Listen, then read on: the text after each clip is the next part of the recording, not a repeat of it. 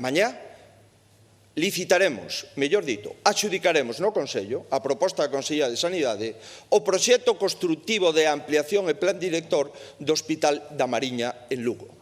Os da Mariña saben moi ben do que me refiro, señoría, e por iso, en plena crise económica, seguimos apostando pola sanidade pública. O que se lle digo é que os servizos públicos en Galicia teñen máis futuro hoxe do que tiñan no ano 2013, no ano 2011, no ano 2010, no ano 9, no ano 8 e no ano 7. A eso nos dedicamos, señoría, a dar a cara polos servizos públicos. Moitas gracias. Ben, co punto 6 de preguntas para a resposta oral do presidente da Xunta de Galicia. Pregunta a señor Méndez Romero. Gracias, señora presidenta. Máis que nunca